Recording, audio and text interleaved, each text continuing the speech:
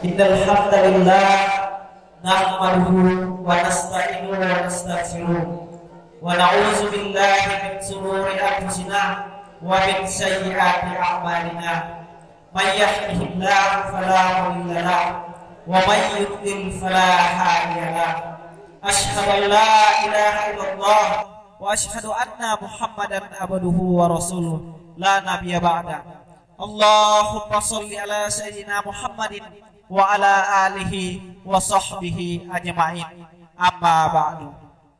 Yang terhormat Bapak Kasih Binadik, yang kami sebut nama beliau Bapak Katir Lato, Sarjana Hukum, yang kami hormati dan muliakan Al Ustadz Al Mukarram Ghafar A. Laleno SIP MPD. Perlu kami sampaikan, beliau ini adalah salah satu dosen di perguruan tinggi IAIN. Mari sama-sama kita buka acara kajian ini dengan melafazkan Bismillahirrahmanirrahim. Kemudian kita masuk ke acara selanjutnya, yaitu kalam ilahi yang akan disampaikan oleh Saudara Kasim Alimin. Kepada beliau dipersilahkan. Assalamualaikum warahmatullahi wabarakatuh. A'udzu billahi minasy syaithanir rajim.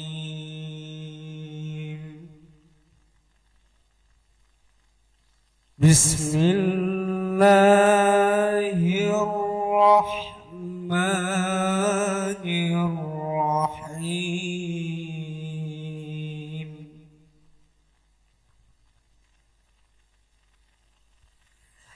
Ya ayyuhan ladina amanu idza qila lakum tafassahu fil madaris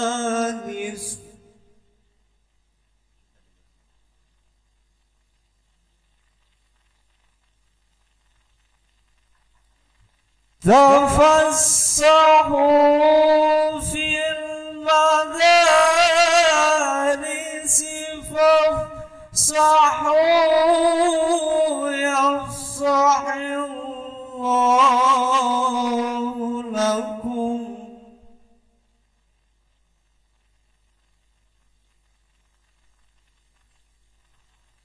Wa idza qila ansudu fansudu yarfa'illahu alladhina amanu minkum.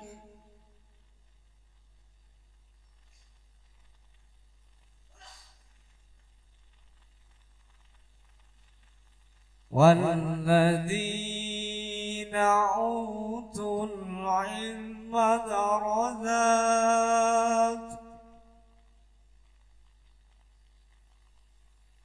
وَاللَّهُ بِمَا تَعْمَلُونَ خَبِيرٌ. صَدَقَ اللَّهُ الْعَظِيمُ. Wassalamualaikum warahmatullahi wabarakatuh.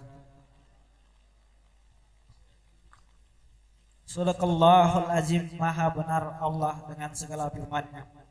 Kemudian kita masuk ke acara selanjutnya, yakni pengantar kata dari Bapak Kasih Binadik. Kepada beliau dipersilahkan.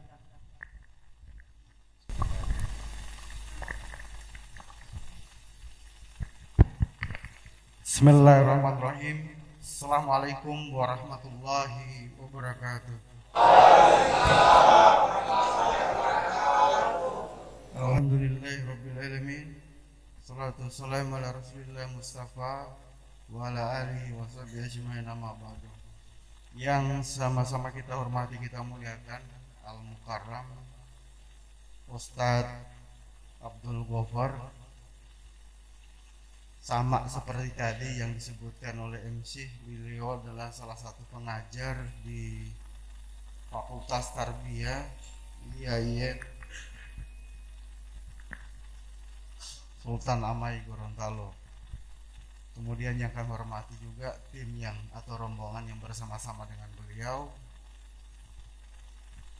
Yang kami hormati Ketua Harian Badan Takmir Masjid, pengurus Badan Takmir Masjid, dan jamaah yang kami cintai, kami banggakan, yang insya Allah kita sama-sama dirahmati dan dimuliakan oleh Allah Subhanahu wa Ta'ala.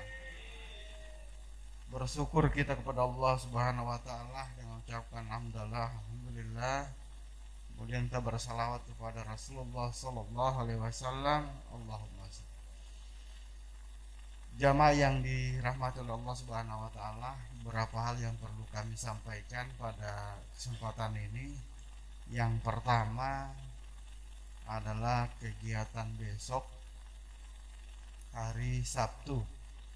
Jadi Sabtu kita ada kegiatan peringatan Maulid. Ini sudah ada kerangka-kerangka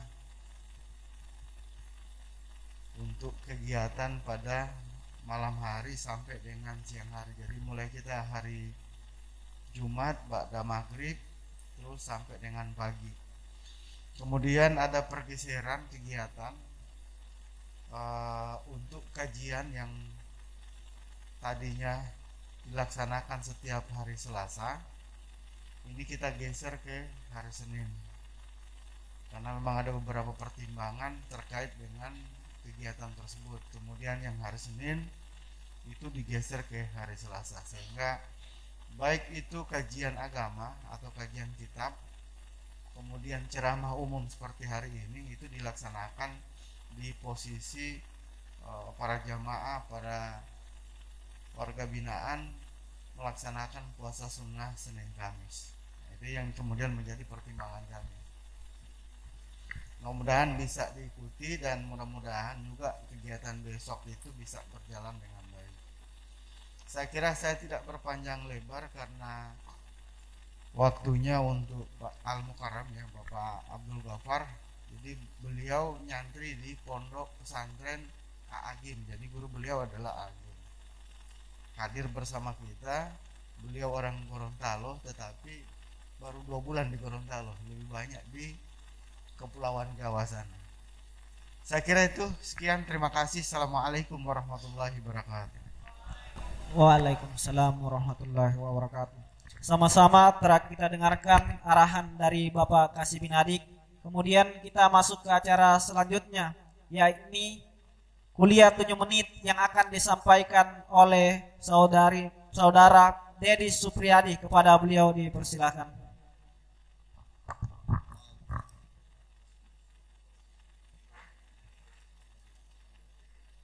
Assalamualaikum warahmatullahi wabarakatuh.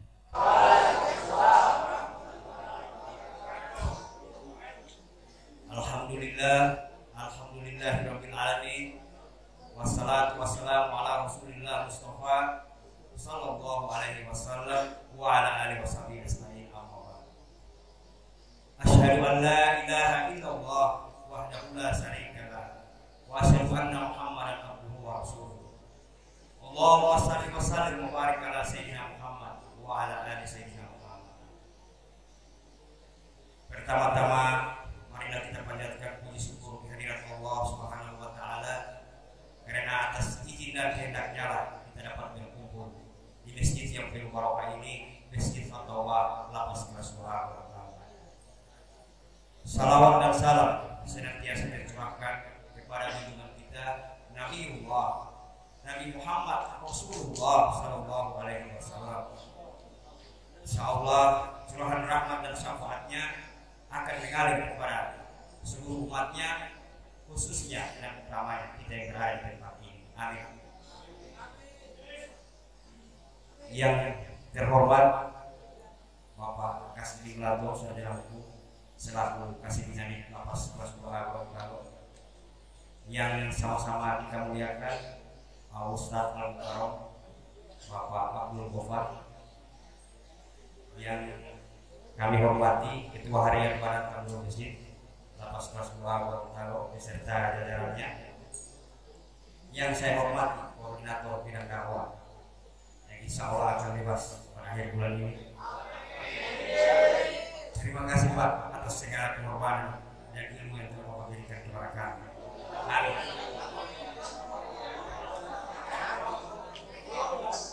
Indahnya berbagi dan memuliakan anak yatim adalah judul kuntum yang saya akan bawakan pada sore hari.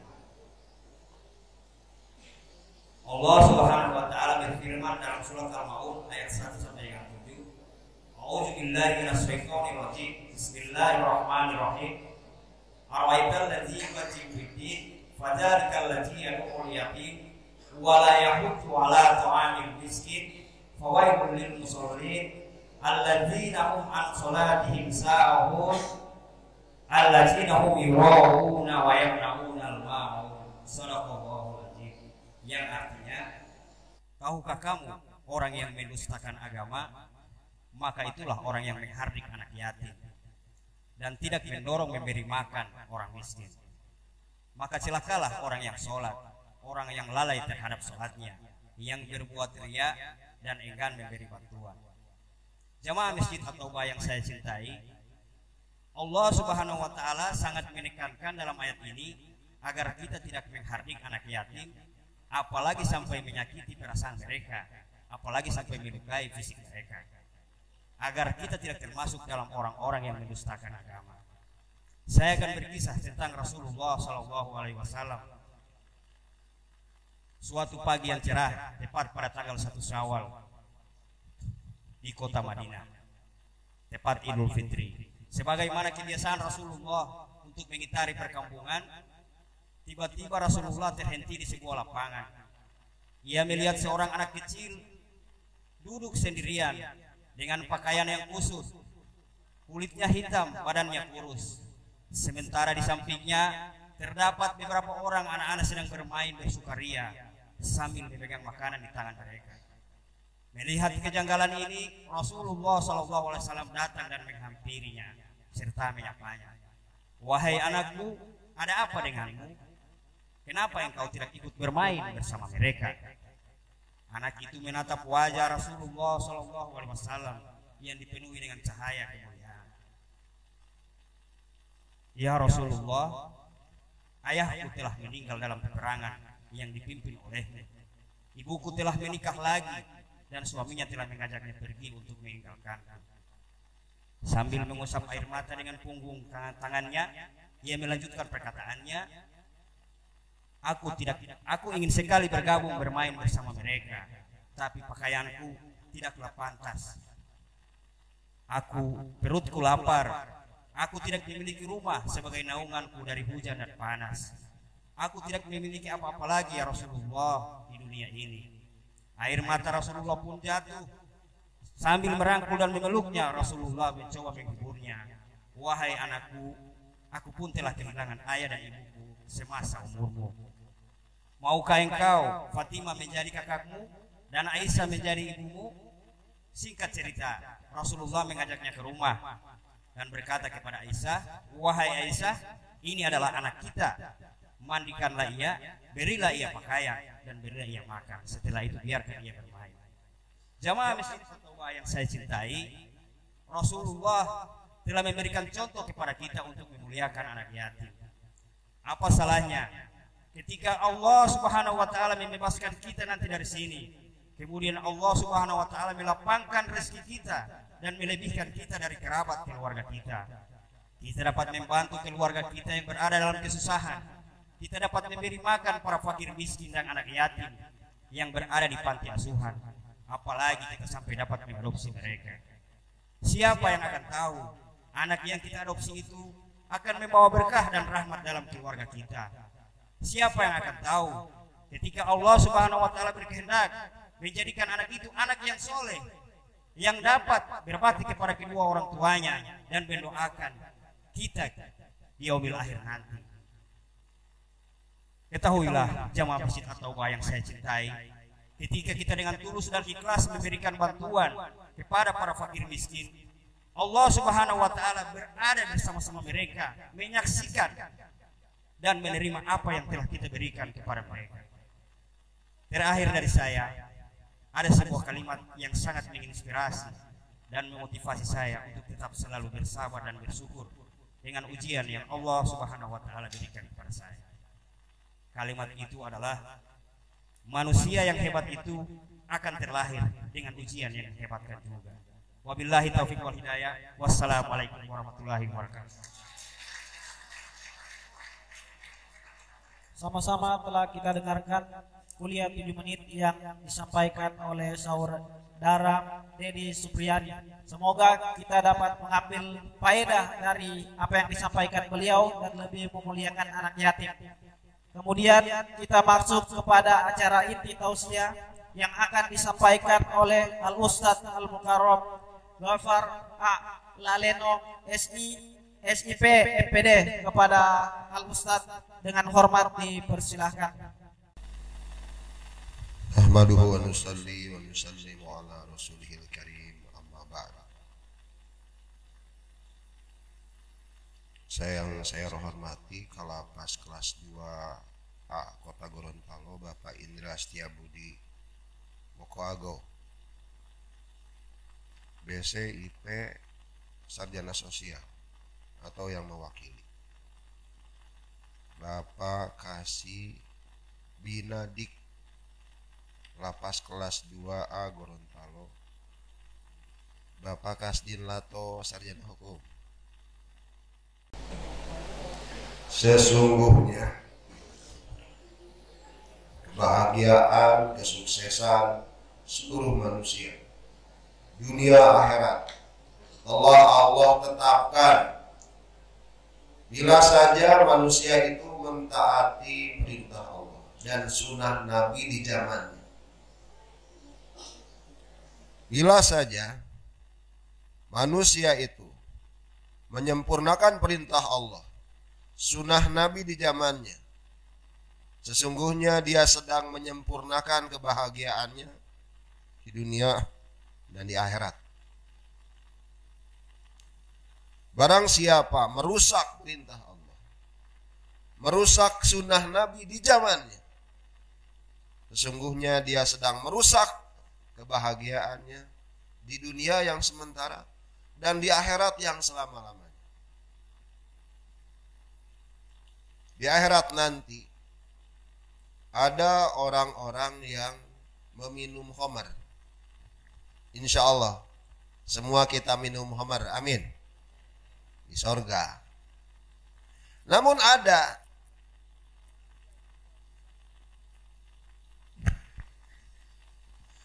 orang yang tidak bisa minum khamar. Dia hanya lihat saja. Teman-temannya bilang, ayo minum khamar. Gak bisa. Di dunia aku pernah minum khamar, dan aku mati tanpa bertobat atas minum khamar itu. Maka di akhirat nanti dia tidak bisa minum khamar selama-lamanya. Nauzubillah, semua nauzubillah. Saudara-saudaraku sekalian,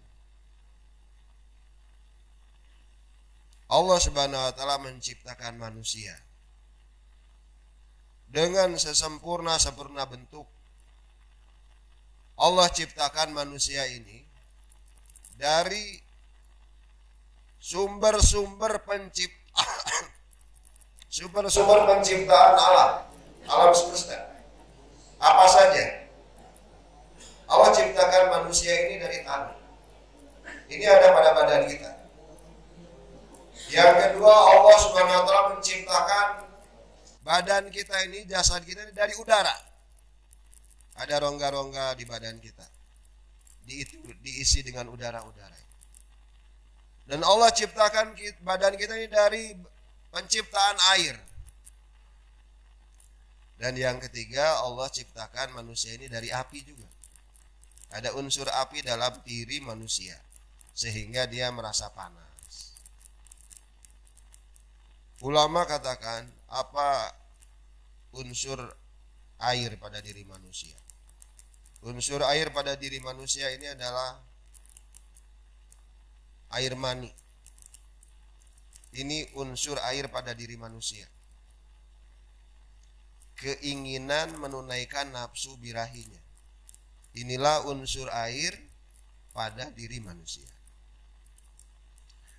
Bila manusia ini, keluarga ini, bangsa ini, satu kampung mengikuti perintah Allah, mengikuti sunnah Nabi di zamannya, dia tekan nafsunya, birahinya, sehingga dia ikut perintah Allah, maka Allah Subhanahu wa taala memerintahkan kepada air di seluruh alam ini, wahai air di seluruh alam, layani orang ini, layani bangsa ini, keluarga ini, layani orang di kota ini.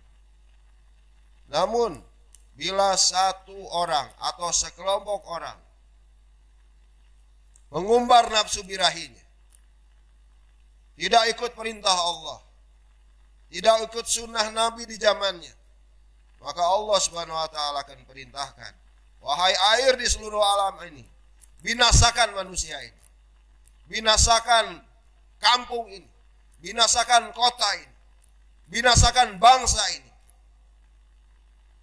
Maka air akan membinasakan mereka. Bagaimana seorang Rasulullah Musa alaihi salam, kalamullah, dia bisa bicara dengan Allah di belakang Fir'aun dan bala tentaranya, di depan sungai Laut Merah.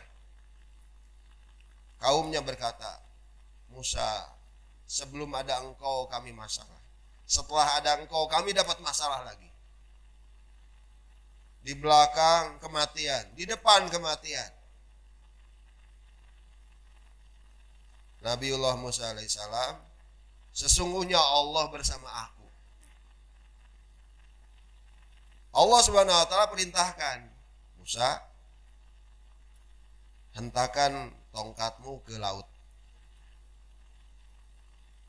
Kalau pakai pengalaman, itu ular dilempar jadi ular.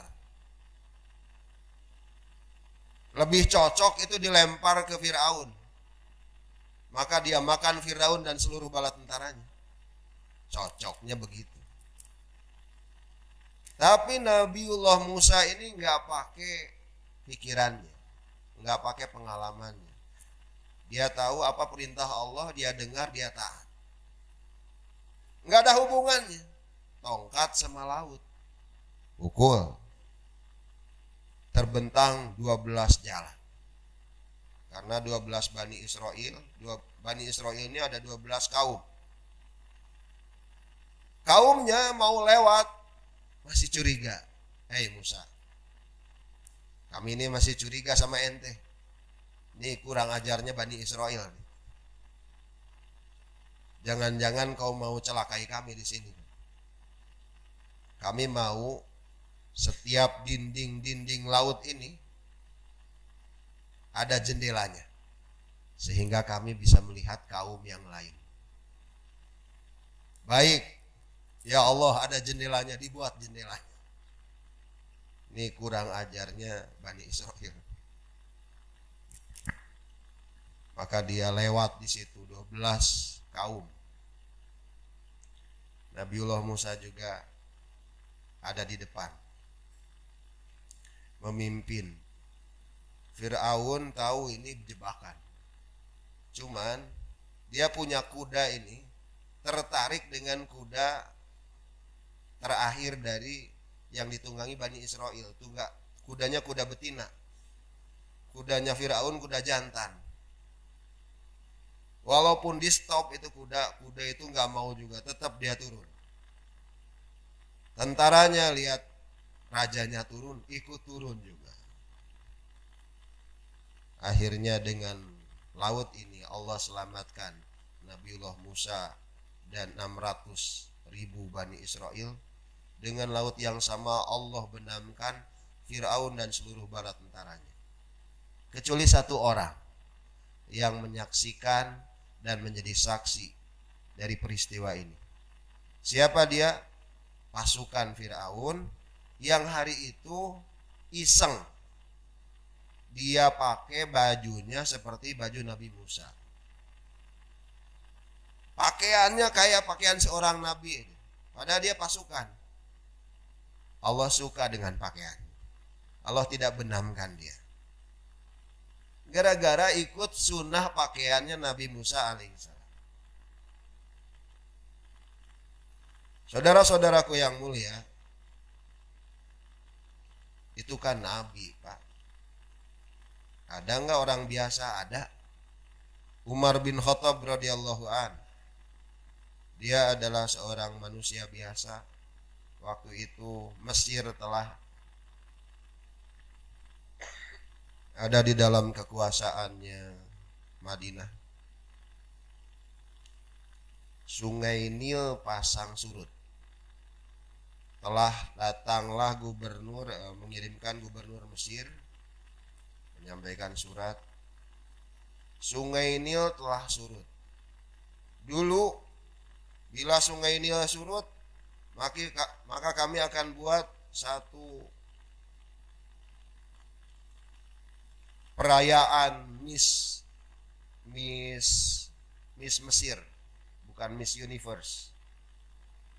Dipilih wanita-wanita cantik di kalangan ahli Mesir. Yang paling cantik kami korbankan untuk Dewa Sungai Nil. Sisanya dipakai pesta untuk pejabat-pejabat kerajaan. Dan ini adalah perkara syirik kepada Allah. Kami sudah masuk Islam. Bagaimana menyelesaikannya? Maka surat yang ditujukan kepada Mesir, 2 surat. Satu untuk gubernur, satu lagi untuk Sungai Nil dari Umar bin Khattab. Tulisan, wahai gubernur, kembalikan lagi orang-orang yang menjadi penduduk Sungai Nil yang telah meninggalkan Sungai Nil, mendekati Sungai Nil. Lantas berikan targhib kepada mereka bahwa sesungguhnya yang mengalirkan Sungai Nil ini adalah Allah, bukan Dewa Sungai Nil. Rubah yakin mereka. Itu tugasku kepadamu. Satu lagi surat aku berikan kepada Sungai Nil. Lemparkanlah suratku di depan penduduk Sungai Nil yang telah mendengar perkataan tausiahmu. Suratnya kepada Sungai Nil seperti ini. Dari Amirul Mukminin. Dari Amirul Mukminin Umar bin Khattab untuk Sungai Nil. Ini adabnya. Jadi dai dulu baru yang didakwahi. Dari Amirul Mukminin Umar bin Khattab untuk Sungai Nil. Wahai Sungai Nil, bila kau mengalir karena Allah, mengalirlah. Bila kamu mengalir karena keinginanmu sendiri, aku Umar bin Khattab tidak ada hubungannya dengan kamu. Maka sungai ini, surat ini telah dilemparkan gubernur di depan penduduk Sungai Nil. Begitu masuk ke Sungai Nil, itu Sungai Nil langsung pasang naik sampai hari kiamat. Nanti menjelang akhir Sungai Nil insya Allah surut. Karena mau kiamat. Tapi jaminan Allah untuk Mesir, Sungai Nil ini tidak akan surut sampai kiamat. Karena suratnya Umar bin Khattab radhiyallahu anhu.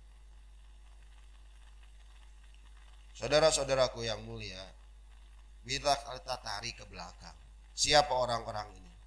Nabiullah Musa, Masya Allah. Dia dulu pernah membunuh seorang Mesir, lantas meninggalkan Mesir karena Firaun mengejar dia dengan pasukan. Dia berlari 3 hari 3 malam.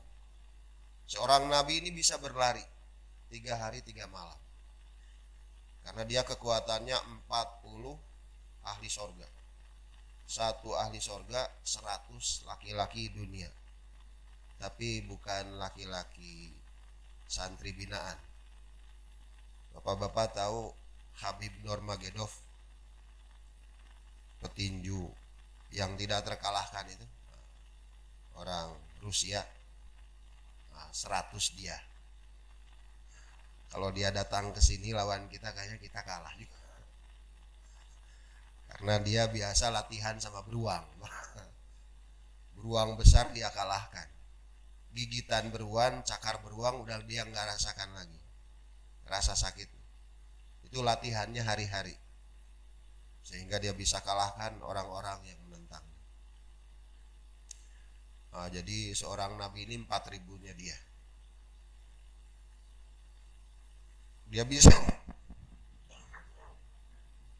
Dia bisa lari 3 hari 3 malam. Tapi lelah juga. Makhluk Allah. Nabi pun makhluk Allah. Dia duduk. Ada 2 anak gadis. Gak tahu siapa ini. Rupanya dia antri mau ambil air di sumur yang penuh dengan laki-laki. 2 anak gadis ini malu. Dia biar selesaikan. Laki-laki ini menyelesaikan memberi minum kepada binatang ternaknya. Dia lihat, oh ternyata sumur yang besar itu telah tertutup oleh batu. Dan mereka semua laki-laki itu tidak bisa mengangkat batu itu. Maka Nabiullah Musa telah menggeser batu itu sendiri saja. Kuat Nabi Musa. Sehingga sumur yang luas ini bisa dipakai, bisa diambil oleh banyak orang. Tapi masih banyak juga laki-laki yang datang ke situ. Sehingga 2 anak gadis ini masih juga tidak kebagian, malu.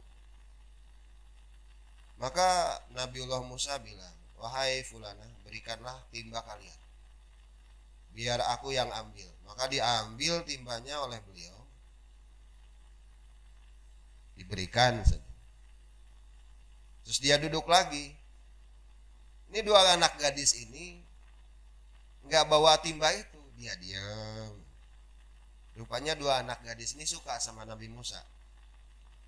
Jadi Nabi Musa ini nabi yang ganteng ya. Nggak ada nabi jelek. Nabi ini orang paling ganteng di kaumnya. Kenapa kau tidak pergi juga? Coba aku minta bantuan, bawakan timba-timba ini ke rumahku. Jadi dia supaya bawakan timbanya juga sekalian. Dia bilang baiklah. 2 anak gadis ini berjalan di depannya. Timba 2 buah dibawa oleh Nabiullah Musa. Satu riwayat angin bertiup kencang. Sehingga jubah dari wanita ini membentuk tubuhnya. Satu riwayat tersingkap tumitnya. Cuman tumit itu kelihatan. Nabiullah Musa langsung tunduk pandangannya. Ini bukan hak saya. Matanya ditundukkan, wahai fulana, berjalanlah di belakang aku. Dan bila kamu mau mengatakan kiri atau kanan, lemparkanlah kerikil ke kiri. Itu tanda aku harus belok ke kiri. Atau lemparkan kerikil ke kanan. Itu tanda aku belok kanan. Dia nggak mau dengar suara wanita ini. La ilaha illallah Muhammadur Rasulullah. Inilah Nabiullah Musa, orang yang sangat menjaga pandangannya. Dia sangat kuat sekali menahan nafsu birahinya, sehingga Allah Subhanahu wa taala menjadikan air tunduk kepadanya. Saudara-saudaraku yang mulia, apa itu api pada diri manusia? Bismillah. Alhamdulillah. Bismillah. Alhamdulillah. Barang siapa minum seperti tadi, selama air ada di perutnya, dia tidak akan berpikir untuk bermaksiat kepada Allah. Minumnya kayak tadi, bukan sampai bernapas di apa? Di gelas. Itu bukan sunnah Rasulullah. Kalau sunnah Rasulullah seperti tadi. Loh, saya nggak sabar minum kayak gitu, Kang. Saya akang. Orang Sunda bilang saya akang. Kalau begitu boleh diteguk 3 kali. Boleh, masih boleh. Alhamdulillah. Bismillah. Alhamdulillah. Bismillah. 3 kali aja. Siap, insyaallah. Bagusnya sekali. Dulu 3 kali boleh. Bapak-bapak sekalian, apa itu amarah pada diri manusia? Api ini adalah amarah. Bila manusia tidak bisa menahan marahnya, tidak ikut perintah Allah, tidak ikut sunnah Nabi di zamannya, Allah perintahkan, wahai api, seluruh alam, binasakan manusia ini, binasakan kota ini, binasakan negeri ini. Namun bila Allah Subhanahu wa taala melihat satu kaum kuat menahan, menelan marahnya. Orang beriman marah, tapi dia telan marah. Menjadi makanan yang manis untuknya.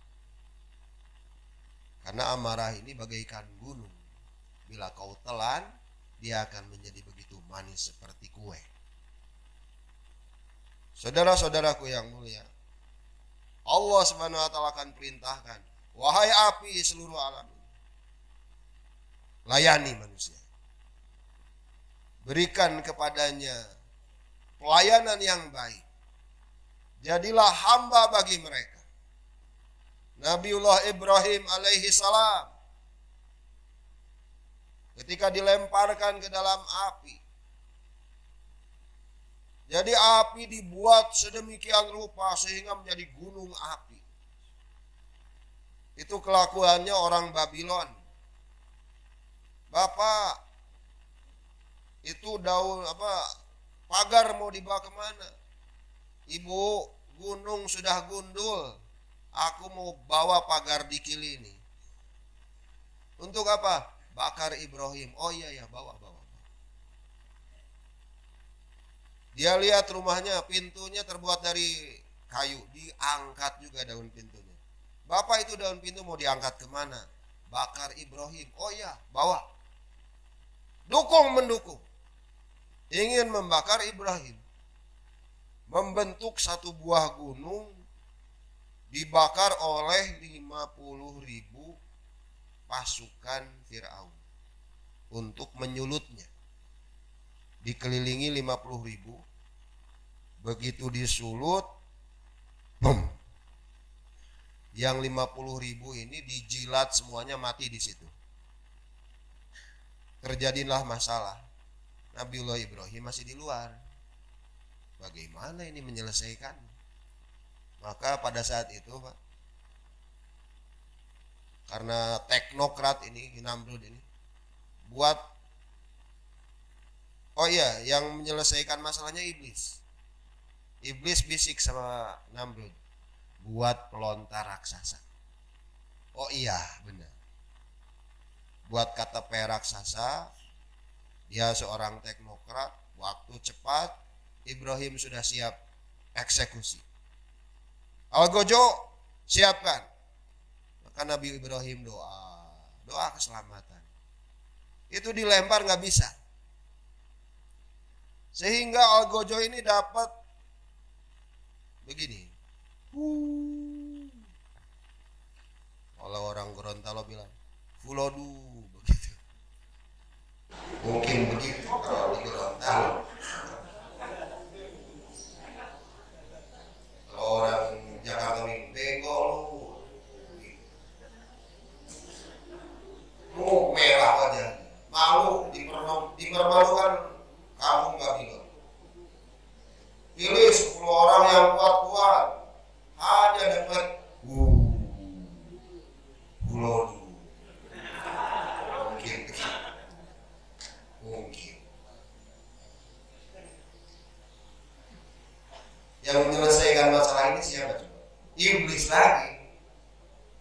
Iblis ini orang lama. Dia tahu cara menyelesaikan masalah-masalah seperti ini. Namrud yang bisa melempar dia ini ayahnya Azar. Karena iblis tahu betul Ibrahim ini berbakti sekali kepada ayahnya Azar. Walaupun ayahnya ini membuat paku yang disembah kaum Babylon. Dia sumber kesyirikan di kampung, di kotanya, di negerinya. Tapi walaupun begitu, Allah, Nabi Ibrahim ini sabar menghadapi bapaknya, dan dia selalu berkata, Tuhan begitu, Masya Allah, Azar kemari. Azar ini sekali lagi ini pamannya ya, bukan ayah kandung Ibrahim. Ayah kandung Ibrahim bin Tarikh, Lut bin Azar. Ini Lut dengan Nabi Ibrahim ini sepupuan. Dua-duanya Nabi di zaman yang sama. Azar adalah pembuat patung, bapak kandung Nabi Lut. Kalau Ibrahim, bapak kandungnya namanya Tarikh. Beliau yakin ketika lahir di dunia ini seperti Nabi Muhammad SAW. Ketika lahir menjadi yakin. Namun pamannya inilah yang telah bertindak sebagai ayah. Jadi berbakti pada pamannya ini, pada orang yang berfungsi sebagai ayah. Dia mengatakan ini ayah. Ketika ayahnya dipanggil, Azar kemari. Wahai Namrud, apa yang kau inginkan dari orang tua bongkok seniman tua ini? Udah seniman tua bongkok lagi. Kau yang lempar. Aku. Ya, kau yang lempar. Penasihatku yang bilang. Penasihatnya Namrud ini iblis. Berupa seorang yang sudah tua. Karena disuruh sama raja, baiklah Tuhan. Maka dia tarik Ibrahim. Semua tegang yang tadi, yang kuat-kuat aja nggak bisa. Ini kakek-kakek suruh lempar. Tapi doa Nabi Ibrahim berubah. Ya Allah, jangan permalukan ayahku di depan kaumnya. Lemparkan aku dalam api. Ini baktinya seorang anak kepada ayah. Azar membuat patung, sumber kesyirikan, mau membunuhnya lagi. Ya Allah, jangan permalukan ayahku di depan kaum. Lemparkan aku dalam api. Semoga kita bertobat kepada Allah dari orang yang tidak mempermalukan ayah ibu kita, sehingga Allah Subhanahu wa taala nanti Allah karuniakan Ismail kepada kita.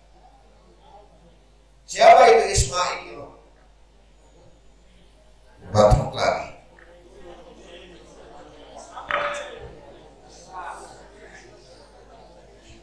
Tinggal 10 menit.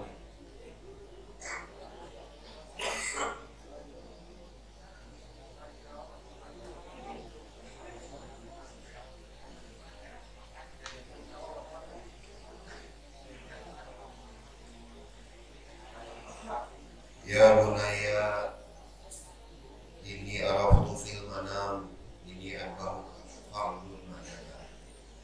Wahai anakku, aku melihat di tidurku, aku menyembelih kamu. Bagaimana menurutmu? Jawaban anaknya, ya abatif almatu marusada jilni insyaallah. Ini tafsirnya nih. Ayah, kalau diperintah Allah segera, jangan terlambat. Masya Allah. Wahai ayah, lakukan perintah. Semoga engkau mendapati aku bersama orang-orang yang sabar. Anaknya sabar, Nabi Ibrahim sangat dahsyat. Api tunduk. Begitu masuk ke dalam api, Allah berfirman, ya narukuni bardan. Pas masuk. Jadi kata-kata bardan itu ketika masuk. Bardan itu artinya dingin.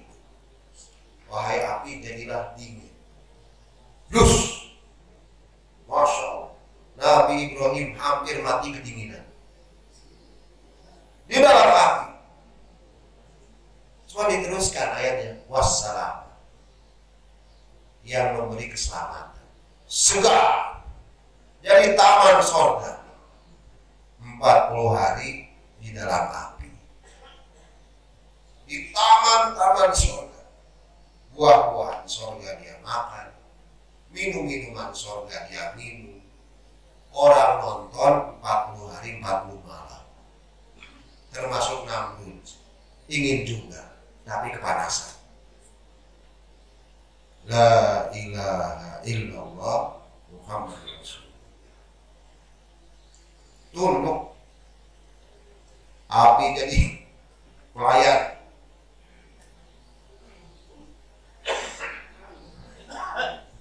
Apa? Umar bin Khattab radhiyallahu anhu. Contohnya Umar lagi.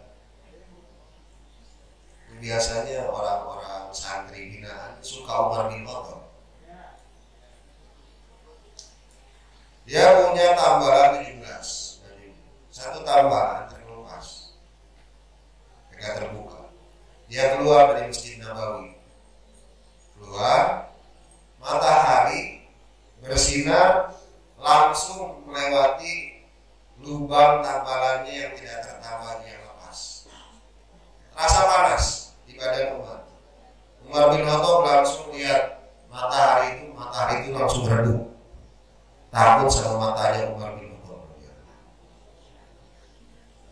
Siapa ini Umar bin Khattab kok bisa begini? Satu hari seorang sahabat Allah dicaci maki istrinya, sehingga dia berkata, aku laporkan cacianmu yang keras ini kepada Amirul Mukminin Umar bin Khattab radhiyallahu anhu.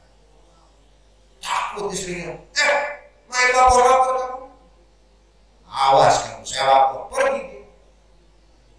Begitu sampai di rumahnya Umar sedang dicaci oleh Atika dengan cacian yang lebih pedas. Dan Umar diam. Si sahabat ini, Umar diam. Siapa aku? Maka dia pergi. Umar bin Khattab melihat ada sahabatnya datang terus pergi. Atika cukup, diam langsung. Iya. Jadi suami berwibawa begitu. Atika cukup. Baik, dia berhenti marah. Siap. Waduh, istri saya ini luar biasa. Ya begitulah, itulah saudara-saudara. Dia panggil sahabatku, ada hajat apa? Hai Amirul Mukminin, sesungguhnya tadi istriku mencaci aku dengan cacian yang sangat pedas. Aku akan melaporkannya padamu. Tapi engkau ternyata mendapat cacian yang lebih pedas. Dan kau diam.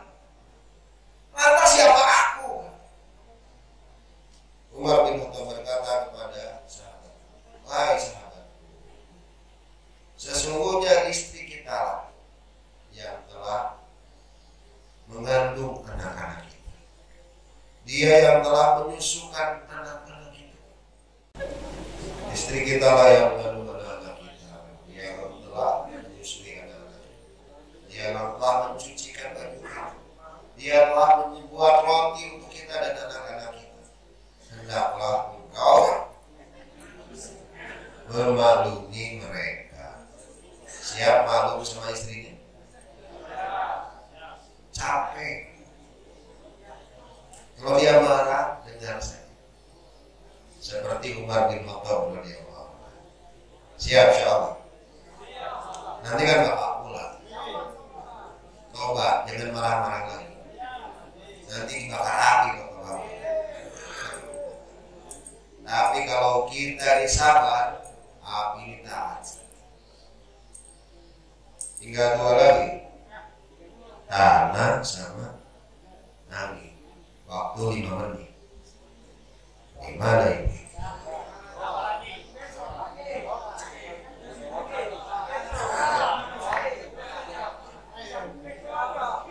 Baik, singkat saja.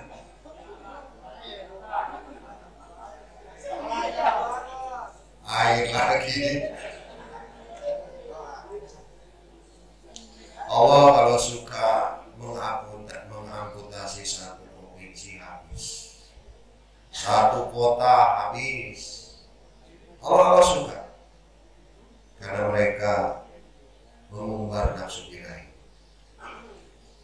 Apa itu sifat? Sifat tanah. Tanah ini serakah. Ini bumi ini nggak pernah puas. Bapak-bapak jalan di atas awas, saya telan. Itu dari zaman Nabi Adam, ditelan Nabi Adam, ditelan juga Rasulullah. Antum semua juga bakal ditelan sama bumi. Dan dia nggak pernah puas. Mana lagi manusia sombong akan telan dia. Itulah tanah, rakus. Kalau dia kena sesuatu, maka sesuatu itu pasti ditelan. Ini insya Allah bakal ditelan bumi. Saya juga ditelan. Bapak-bapak juga ditelan.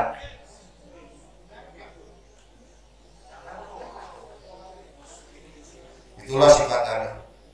Sifat tanah ini kalau nempel, ini bukan air saya, tapi udah nempel di pangan saya. Ini air saya. Padahal airnya plastik. Ini rasanya, karena udah nempel.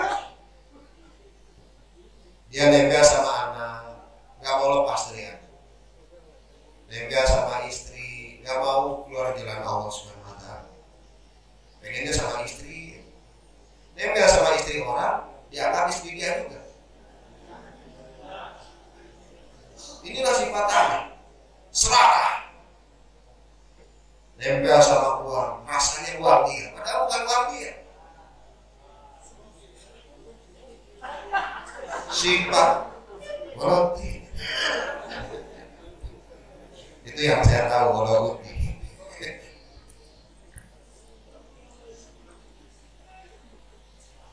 Kalau dia tundukkan sehingga dia menjadi orang dermawan, dia tidak bakhil, dia tidak serakah. Allah perintahkan, wahai tanah, habis waktu ini. Kita niat mengamalkan insyaallah. Niat menyampaikannya ke seluruh alam. Keluar jalan Allah ya. Lepas dari sini keluar 4 bulan di jalan Allah. Semoga Allah terima. Subhanaka Allahumma wa bihamdika asyhadu an la ilaha illa anta astaghfiruka wa atubu ilaik. Subhana rabbika rabbil izzati amma yasifun. Wassalamu ala mursalin. Alhamdulillah.